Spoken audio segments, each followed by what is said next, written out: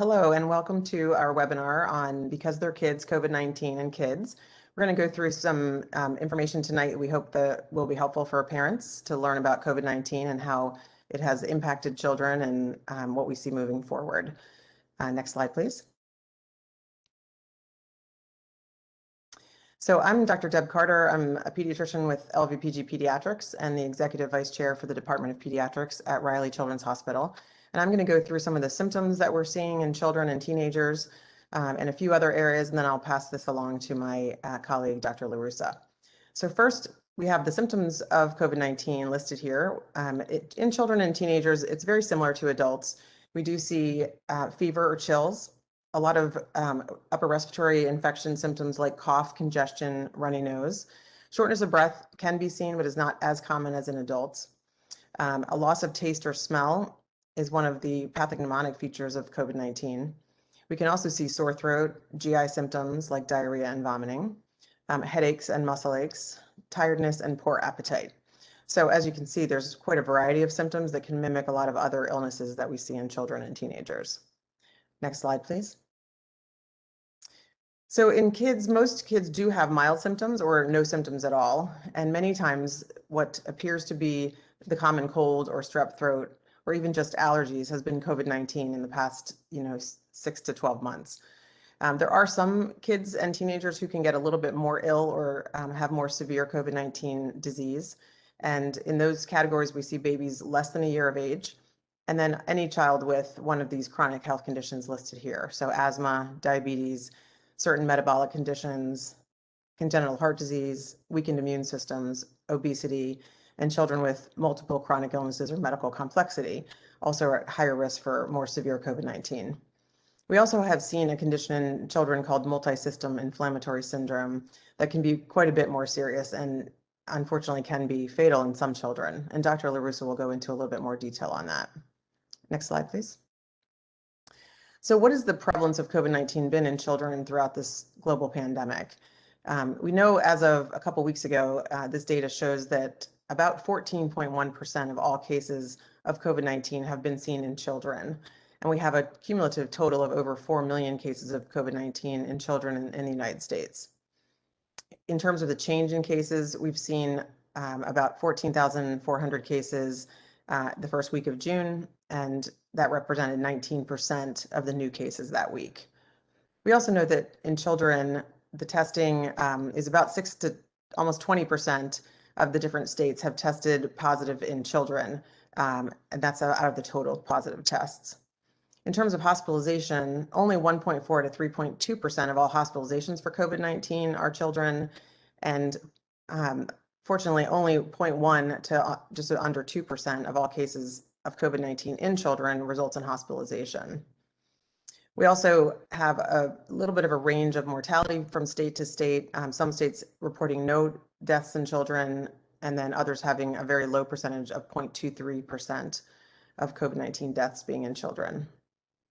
Next slide, please.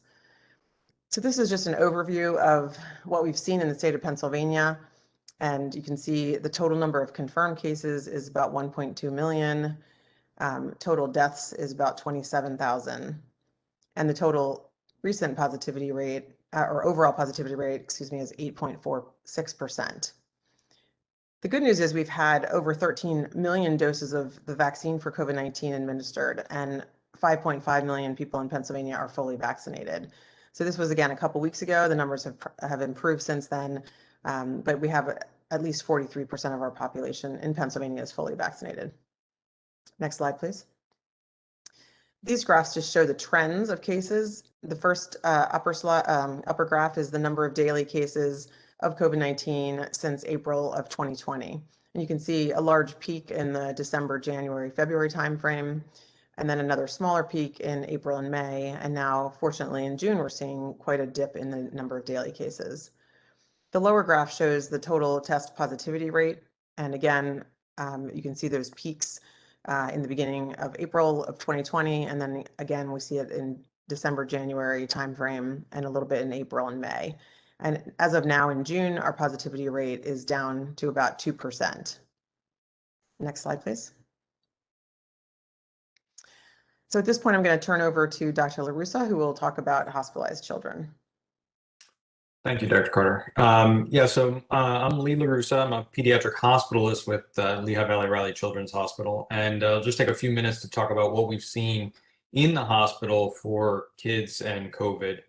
So on this slide, just in terms of the acute COVID infection, as Dr. Carter said, generally children do really well and don't get hospitalized. Those that we have seen fall into one of these different groups by age. So for infants, generally they've done really well, but infants less than 2 months with fever often end up in the hospital simply to evaluate them for more serious conditions. So we've had children that have had to be admitted, ultimately found to have COVID with minimal symptoms, but precautionarily to make sure they don't have a more serious bacterial infection or other condition. I would say that we caution, as Dr. Carter said, children, particularly young children that have complex underlying medical conditions, prematurity with lung disease, cardiac conditions, or severe neurologic impairment would be at higher risk for even the milder forms of COVID. In older children, school-age children, really they've done generally well with minimal symptoms. Those that have been admitted are generally for supportive care, meaning IV fluid hydration. We've seen the GI symptoms be primarily the cause of admission in this group of kids, overall with minimal severity and recovering quite well. But sometimes kids need a little help just to get through the illness. And then our adolescents really do mimic what we've seen in adults, particularly those that are at an unhealthy weight or have underlying respiratory disease. That acute COVID-19 infection can cause the same type of respiratory distress, low oxygen. And so those have, we've seen kids admitted with that as well. The treatment for those adolescents is very similar to how we approach adults, with a little bit of tailoring depending on some unique needs of those particular children. Next slide, please. And then, as Dr. Carter mentioned, the multisystem inflammatory syndrome in children, or MISC. This is certainly something we've taken care of at our children's hospital. We've partnered internally with a number of specialists, as well as collaboration and with colleagues across the country. MISC is an inflammatory condition that develops after the initial COVID infection, generally a few weeks later, and it presents with a variety of symptoms. They can be quite variable depending on the severity.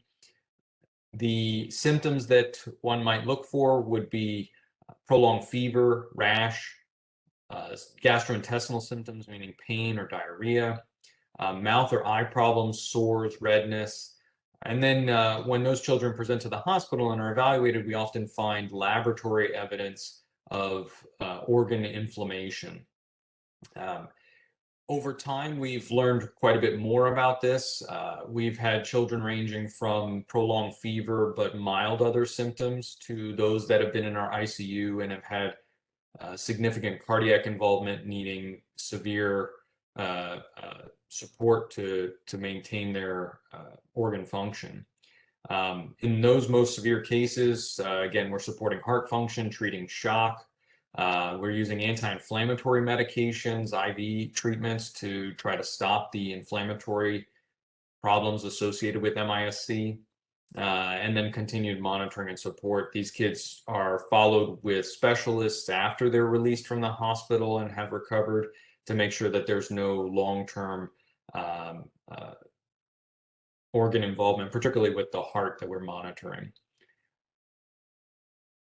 And I think from there, I'll pass it off to Dr. Hagstrom. Thank you, Dr. LaRussa, and thank you, Dr. Carter, for excellent presentations. I'm Nate Hagstrom. I'm Chair of Pediatrics at Lehigh Valley Health Network and the Physician-in-Chief for our Reilly Children's Hospital. I'm going to talk about how to protect your child from COVID-19. So when should a parent be concerned?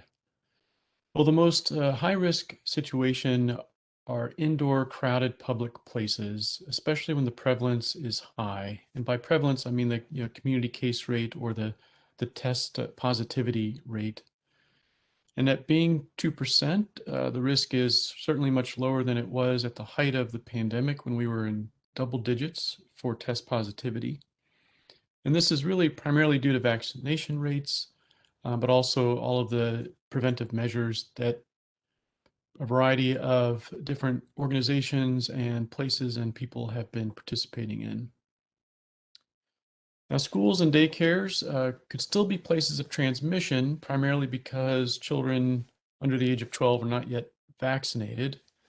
Also, they do tend to be relatively crowded, and children tend to do a lot of different activities with each other and may not have as much attention to hand hygiene as adults. And so we do need to watch the case rate as schools reopen, and we do need to maintain these preventive measures until the case rate is much lower and we feel much safer that transmission risk is extremely low.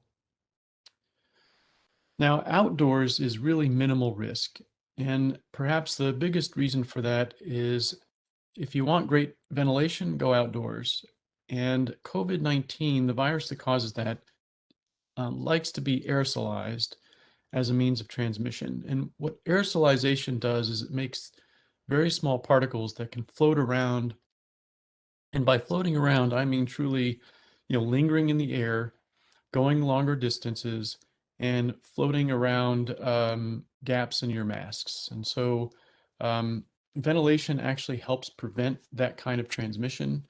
And outdoors has great ventilation. Now, when you're indoors, opening windows even makes a big difference. Now, in terms of gatherings, of course, when you're around people especially if they've been vaccinated, the risk is going to be very low. When you're in indoor gatherings where it's a crowd of people you may not know, the risk is likely going to be higher until the prevalence is much lower. Next slide.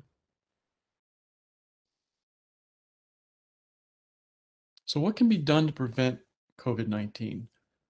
Well, masks have certainly been perhaps the biggest public health measure we've taken. Hand hygiene, of course, is also very important. The masks have helped for a variety of reasons. Now, aerosolization is one chief way COVID is spread, but also through droplets. Masks are a bit more effective for droplets, but also can prevent spread from aerosolization. Hand hygiene is still very, very important for coronavirus and many other viruses. It's really the two together, masks and hand hygiene, that really make the biggest difference. The other very important preventive measure that we've all been taking over the last year to year and a half is quarantining, if you will, those who are sick. So it's very important for those with fever, runny nose, especially if you have symptoms that are specific to COVID, like a loss of smell or taste, or even GI symptoms, really need to stay home or stay away from crowds and stay away from others. Now, social distancing helps, especially for viruses that are spread by droplet, so larger particles, if you will. And it's especially helpful if you don't have a mask. Now, obviously, wearing a mask and doing social distancing both together are kind of additive, if you will, especially since this is a virus that likes to be aerosolized. So the distance does help and the mask does help, but neither is 100% preventive. And then, as I mentioned, ventilation is very important. Next slide. So just a few words about masks. So the CDC recommends that children who are 2 years of age and older should wear a face mask when in public, especially indoors. So the CDC has recognized that masks are less needed and less helpful in outdoor settings. Now, they're less helpful because the risk is so much lower. Now, you shouldn't wear a mask when you're swimming or if it's wet or dirty. Regular mask care is very important, keeping it clean. Some younger children won't or can't wear masks. And when it comes to public health measures, the more people that follow the preventive measures, the better. We don't expect the preventive measures to be followed every time or for them to be 100% effective. We're talking about minimizing risk as much as possible. And so there are going to be some children who won't or can't wear masks, and that's fine. They should probably avoid crowded places in communities where the prevalence is high. But in certain settings, obviously, and even the youngest children less than 2, we certainly don't think it's safe for them to wear a mask because they're not necessarily going to be able to respond if the mask starts to get in the way. Some, if not most children, do need mask breaks. If not adults, it can be hard to wear a mask continuously all day long. So I do think that is an important thing to remember when you're out with your child. And then not all masks are created equal. This has created some confusion. I mentioned aerosolization is an important part of how this is transmitted, and any gaps in the mask could, those tiny particles could get through, even through the fabric if it's just a single layer of a fairly loose knitted fabric. Aerosolized products can actually get through the fabric. Next paragraph. So how important are masks for children specifically? And this is important since at least for the next 3 to 6 months, most children less than 12 are going to be unvaccinated. So for the older child, so the bigger you are, the more forceful you can cough, the louder you talk, the more likely you are to transmit it if you have COVID. And then also in terms of illness severity, seems the older and the bigger you are, the higher at risk you are for getting severe disease from COVID. The new variants, however, may change that a bit. The new variants are a little bit easier to be transmitted and also may cause more severe disease. And in fact, for children, may cause much more severe disease than what we're used to for the usual variants of COVID-19. So for the time being, wearing a mask in public places, especially indoor, is advisable. As the prevalence drops, the risk will drop, and we'll have to decide at what point do we feel it's safe to lift the mask mandates and allow children to be in public without masks. We do rely on public health officials to drive those decisions. And then when is it okay to wear a mask or not to wear a mask, in your small settings and in various public places? So remember, the density of the crowd is important.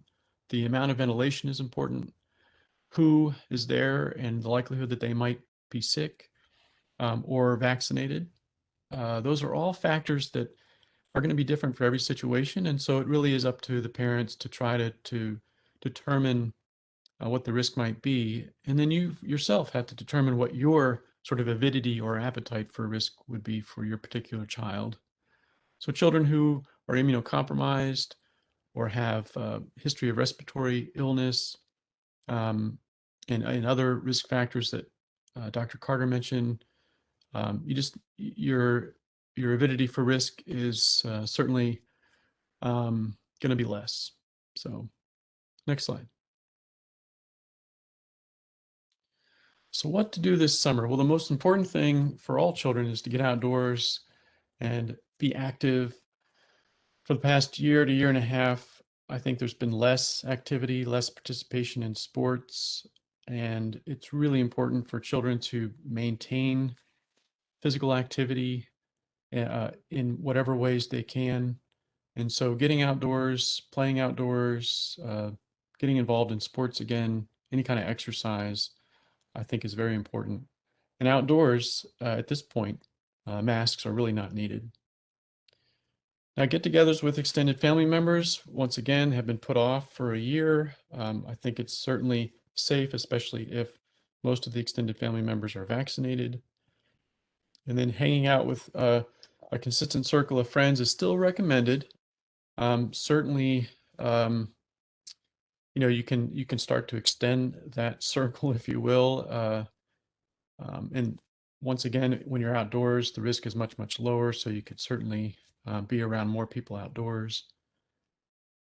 But once again, just a reminder that any child who is feeling sick or having symptoms, especially if they're consistent with COVID-19, really should stay home. Next slide.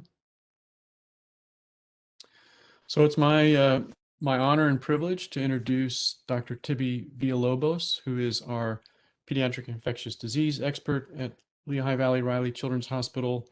She's going to talk about vaccines in children. Tibby? Thank you, Dr. Hagstrom, for the introduction. Thank you, everybody, for attending this event. I hope that we are providing useful information that can open and lead to a good discussion. Our goal is to try to keep you up to date and help you to keep our children, our community healthier. Next slide. So I'm gonna try to cover briefly what is the most recent information about vaccines and try to close our talk with a good review about it, of the information that is currently available. And why do we need to vaccinate our children? We look at the most recent data on children under 18, there have been over 4 million COVID-19 cases reported with about 15,000 hospitalizations. Again, this is way lower what we have seen in adults, but there have been some children that have been extremely ill and some of them that have died, not exactly from COVID directly, but from comorbidity and from MIS-C. This number of 322, the last number that we have, makes it one of the leading causes of death among children and twice as much as the number of deaths that we have in the last influenza season, that was the winter of 2019. Also, in the past 3 months, in the spring, as we were starting to come out, the rates of hospitalization in teenagers really increased across the country in the months of March and April. Of those hospitalized, 1 on 3 teenagers that were admitted to the hospital, and that include our hospital in the area and in the state of Pennsylvania, were admitted to ICU. So that probably shows an increase in the community spread, as well as an increase in hospitalization on patients that may have high-risk conditions similar to the adults. Next slide. So why do we continue to vaccinate our children and promote vaccinations? Meaning that getting your child vaccinated helps to protect your child, but also the entire family. There may be people that may not be able to respond to the vaccine, even if they are vaccinated. There may other people that may not be able to be vaccinated this year, as Dr. Hagstrom pointed out, the younger children, and some other people that may not be able to receive the vaccine because of underlying medical conditions. So vaccination is now recommended for everyone 12 years and older. The vaccine, the Pfizer biotech, has been approved to that age, and the Moderna vaccine is soon to be approved for that indication too. Also, we want to stress out that due to the pandemic, a lot of children have fallen behind on the regular vaccination schedule for multiple reasons, and we want to stress that providing the COVID vaccines to them also help to boost and catch up with the regular immunization, and there is no contraindication to provide them on the same date. So if your children are due for a well visit during the summer, we encourage you to catch up with their vaccine, but also if they can get the COVID vaccine at the same time, we advise that to be done. Next slide. A little information about the current results of the vaccine trial that led to the emergency use authorization of the vaccines available for children. Pfizer and BioNTech started their vaccine, and they included 2,260 adolescents aged 12 to 15 years in their trial. Half of them received the vaccine, half of them received placebo. They found 100% efficacy, meaning that no one of the children that were vaccinated developed the infection, while the duration of the trial. Those children, as many adults, are being followed for at least 1 year after receiving the vaccine or the placebo. The other company that is making the vaccine that's going to be approved soon for children enroll a higher number of participants, over 3,000 adolescents 12 to 17 years, and the vaccine was 96% efficacious, significant and very good. All these numbers, at least on the trial, are higher than in any other vaccine that have been tried in children to date. They found in the Pfizer trial that the adolescents develop a strong antibody response, given that these are healthy kids that have a strong immune system. The vaccine prevented infection in all the ones vaccinated. They did not lead to intolerable side effects during the trial. Currently, the trials for younger children are undergoing, all the way down to 6 months of age. These are going to take a little longer because they require more recruitment, and they're going to try different doses of the vaccine for different ages. So that's going to take a few months to collect, to enroll, and to document. So we may not be able to see a vaccine for the younger children until the winter. It's not until early next year. Next slide. So safety about the vaccine. What do we know about the vaccine and how safe are they in our children? So far, the most common side effect that was found in the clinical trial was pain and the injection site, that in many other vaccines. Some of them have fatigue, headache, chills, muscle pain, fever, and joint pains were also reported. These are similar to the side effects reported in the older teens, older than 18, and in the adult trial. Most of the effects were seen in the first 24, 48 hours, and they resolved without any major intervention. There were rare side effects like significant headaches, vomiting, abdominal pain, and rashes that were reported in about 0.4% during the trial. None of the serious events that were reported were determined to be related to the vaccine. Like a couple of teams may have to go to the ER to be seen, but for reasons that were not related or associated to the vaccine. As compared to other vaccines in adults and what have been reported in other countries, in this particular trial, there were no reports of blood clots, serious allergic reaction to the vaccine, or Bell's palsy, and that was reported in females or other adults with other vaccines from other companies. I want to pause here a little bit to mention that in the past couple of weeks, there have been in the news newer reported adverse events that are currently being looked on by the CDC and by the FDA, and you may have been familiar for reading or seeing it. It has to do with the cases of myocarditis or heart inflammations in adolescents that have received usually after the second dose of the Pfizer vaccine. Currently, the reports first came available probably in mid-May and was first found in Israel that have a very high rate of vaccination during the winter. They saw an increase in the number of cases of young adults having symptoms of heart inflammation after receiving the second dose of their vaccine. The first cases were 6. They were reported in the journal Vaccine in late May of this year. They all recovered uneventfully. There was thought to be a temporal association because there was no other risk factor that may explain the reason for their myocarditis cases. Since then, they have been reported from different parts of the country. Some teenagers that do present with chest pain and palpitation, mostly within a week or 2 after the second dose of the Pfizer vaccine. All of them have been mild. They have not required major intervention. All of them have so far recovered.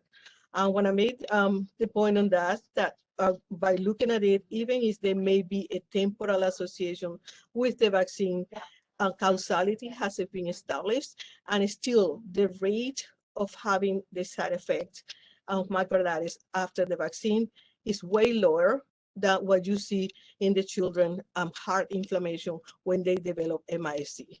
There is increased inflammation in the heart with MIS-C, and they are a cardiac dysfunction, and we don't know how long the sequela for the heart inflammation happen after the natural disease and the MISC.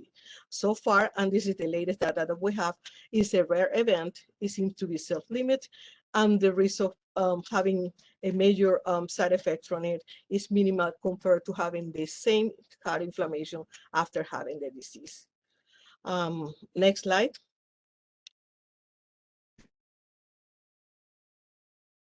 Our goal, as I say, is keep our children safe, to keep them healthy. We keep you up to date in any major events or things change quickly and rapidly. We have been learning about COVID-19 for over 50 months now. Information changes every week when it comes to presentation, treatment, outcomes, and follow-ups. And we try to have a multidisciplinary team in our children's hospital. The good news is our number of cases admitted to the hospital has fallen to almost nothing in the past 3 weeks. And we all have been involved in treating these children. And I personally been part of the multidisciplinary team that take care of these children when they are admitted to our ICU. So we would love to now listen to your question and open for a good discussion. Thank you so much for being here tonight.